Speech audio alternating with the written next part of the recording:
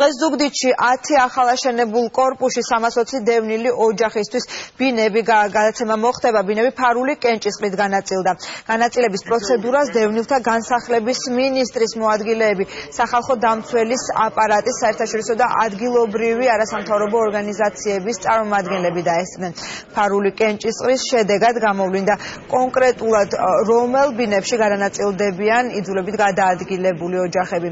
დევნილთა გრძელვადიანი განსახლების მიზნით 10 კორპუსი გერმანიის განვითარებისა და რეკონსტრუქციის ბანკის დაფინანსებით მუნიციპალური განვითარების ფონდმა ააშენა.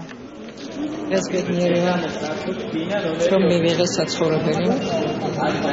უდიდესი მადლობა ყველას.